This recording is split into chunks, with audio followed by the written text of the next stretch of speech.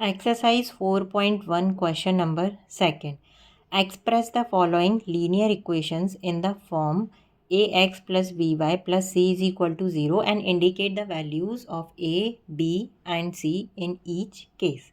Means इस question में आपको गिवन इक्वेशन को ax plus by plus c is equal to 0 के फॉर्म में एक्सप्रेस करने के लिए बोल रहे हैं and they are then asking you to find out the corresponding value of A B C. Means यहाँ पे ए बी सी हमारा कॉफिशियंट है एंड सी कांस्टेंट टर्म है.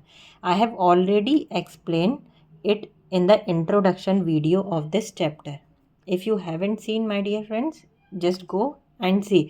बिकॉज क्या होगा, अगर आप एक बार इंट्रोडक्शन वीडियो देख लोगे it will make very easy for you to solve the questions of exercise. So एक बार आप जाके इंट्रोडक्शन वीडियो चेक कर सकते हो. नाउ स्टार्ट करते हैं. फर्स्ट हमने क्या किया, ये कांस्टेंट टर्म को लेफ्ट हैंड साइड शिफ्ट किया, पॉजिटिव है माइनस हो गया. सो नाउ यू कैन सी ये हमारा इस इक्वेशन के फॉर्म का आ चुका है. So A you can see 2, B 3, C is minus. अगर माइनस साइन हो then make sure to take the value with sign. Next C, इसमें क्या दिया हुआ है, सिर्फ y हमारा इस तरीके से है तो हमने y को एंड 1/5 को सेपरेट कर दिया ताकि हम उसको हमारे इक्वेशन, हमारा जो क्वेश्चन में इक्वेशन दी है उसके फॉर्म में उसको राइट कर सके. So now we can see a is 1. अगर यहाँ पे कुछ भी कांस्टेंट नहीं है हम उसको 1 कंसीडर करते हैं एंड हमें 1 राइट करने की ज़रूरत नहीं होती है. b माइनस है सो माइनस लगाया, it is 1/5. c is -10. Next third, 6 को लेफ्ट हैंड साइड में कन्वर्ट किया, माइनस का हो गया. a you can see -2, b is 3 and c is -6. आपको साइन ज़रूर अच्छे से कंसीडर करके आप राइट करना है. Please don't forget to write the value with sign. Next fourth, x is equal to 3y. 3y को हमने शिफ्ट किया लेफ़्ट में, माइनस का हो गया. कांस्टेंट टर्म कोई नहीं है तो ताकि वो हमारा ax plus by plus c के फॉर्म की हमारी इक्वेशन हो, इसलिए हमने c को क्या ले लिया, 0 ले लिया. सो एक पार्ट हमने सॉल्व किया. दूसरे पार्ट में हमें a b c की वैल्यू पूछ रहे हैं. a 1 है, b -3 है and c is 0. Next fifth, C left में जाएगा पॉजिटिव हो जाएगा. अगेन कांस्टेंट की वैल्यू कुछ नहीं दी है so we will take it as 0. Now a is 2, b is 5 and c is 0. So this is the answer. Next sixth, सी यहाँ पे कांस्टेंट टर्म दिया है, x का टर्म दिया है, y का टर्म मिसिंग है. सो हमने उसको ऐड किया 0 y के फॉर्म में. जब आप इसको मल्टीप्लाई करोगे you will again get this equation.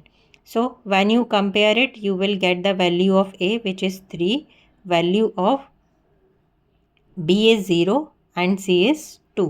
So this is the answer of part 6. Next seventh, see here they are not giving us the x term. So how we will add it? We will just take it as 0x plus y minus 2 and write down the corresponding value of a. A is 0, b is 1 and c is -2. So now last part of this question number 2. 5 is equal to 2x. यहाँ पे हम इसको किस तरीके से solve करेंगे, या हम इसको 2 तरीके से सॉल्व कर सकते हैं. पहले मैं आपको ये वाला मेथड समझाती हूँ then I will explain you this one. 5 को शिफ्ट किया राइट में, पॉजिटिव है तो माइनस हो गया. देन हम इसको इस तरीके से भी लिख सकते हैं, मीन्स हमने क्या किया, इसको इंटरचेंज कर दिया। ये पूरी पार्ट हमने यहाँ पे लिख दिया एंड ज़ीरो हमने इधर लिख दिया। ऐसा करने से हमारा क्वेश्चन पे कोई भी असर नहीं होता है, मीन्स हमारा जो फाइनल आंसर है it will not change. So now you can see Y missing है, तो हमने वाई किस तरीके से ऐड किया, ज़ीरो के टर्म में लेके हमने अपना वाई का टर्म ऐड कर लिया। Now we could write down the value of A B C. Now इसको इस तरीके से भी कर सकते हैं, हमने यहाँ 5 को शिफ्ट किया, यहाँ पे x की वैल्यू को हम लेफ़्ट में शिफ्ट कर सकते हैं। सो यहाँ x की वैल्यू नेगेटिव हो जाएगी क्योंकि वो यहाँ पे पॉजिटिव है। So now again y missing है, तो y हमने 0y के फॉर्म में ऐड किया। Then we will write down the corresponding value of a। In this case you will get the value of a -2, b 0 and c 5।